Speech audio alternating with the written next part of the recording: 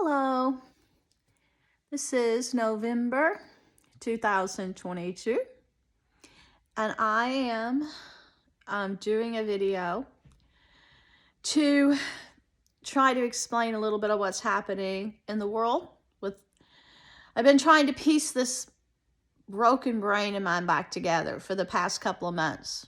I'm taking a medicine I don't usually take called Zoloft, and I've been able to get sleep that I wasn't able to get for over 15 years. I remember a couple of years they wouldn't let me get over 3 hours sleep, and my brain was shattered. It was shattered so bad, it didn't seem like anything could ever connect the dots or ever repair me in the least. Even though they still burn my head every day and night to fight against me with these weapons because they're trying to make this beast that's in my house that actually touches my hands have full control of my whole being to try to damn me. Luckily, the medicine has helped me put a few of the pieces together, and I realize my brain now is like a shattered jigsaw puzzle with a gazillion pieces, and I've been managed to put about 3 back together and connect this puzzle. But I can tell you from all the horrible places I've been that what's running the world today is strictly supernatural Satan. And any kind of empire that's been built while this domination from hell exists has been rubbish. Now, I really like the things Pope Francis is saying to me. He's setting a good example. He's taking people back to the old school. The things that he's preaching are things that my best friend told me as a nun that gave me hope when I was young growing up. We need that sort of foundation and guidance that he's trying to give. He's coming in now and trying to lay a platform that was destroyed through the modern world.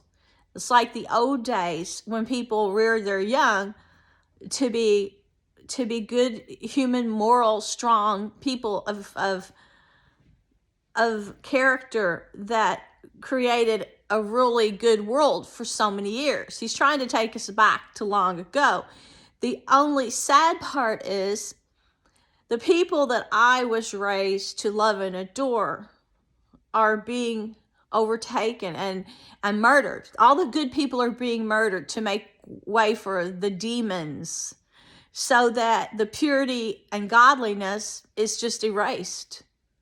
And that's what I've come to realize. Now, when I look back as a child, my favorite place to go to church that was so wholesome. You know, we go to Vacation Bible School. Me and my dad both went to the same church when we were little kids, but not when I got older. He was working too hard, so I go with his mom because he was always working.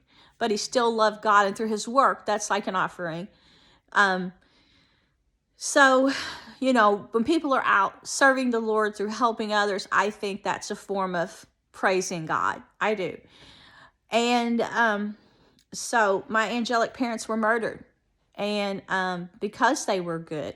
And so now I can see that God is within. And when I used to read the Bible and sing, and with my elders, grandmothers and stuff, Leela McDowell, who never missed church. She worked her fingers to the bones, bought her own home, everything, without any help. Oh my God, she always dressed immaculate. And her clothes that she bought that were nice were strictly for church, because you'd see her working out in the yard every day in basic clothes. But by golly, her closet was full of just lovely stuff only for church. And we would sing about streets of gold and the place in the clouds and this beautiful kingdom. And she had this old hymn book. It must have been hundreds of years old. And I used to love the old time gospel tunes that you just didn't hear in the church anymore. And I dream about these places. But then when I went to the biggest palaces in the world in Europe, and I went to several different countries, I started to see the dark side, and so much of that I realized a lot of people that build these places they tell you are supposed to represent God in heaven are lost souls who've fallen from God's grace and they used money and donated to places, but their hearts were cold and their bloodline became wicked, and they began to steal from the righteous. And so there's never been a balance. You know, you can go overseas and you can see really poor people that are humble, but then you could see people killing that are poor because they're hungry or they're greedy. They have a wicked heart, and so they want what others have. It's just all about, I guess, your soul and what you are taught to believe. There's never been a balance in this world that can keep people on the straight and narrow, but make them comfortable with their life.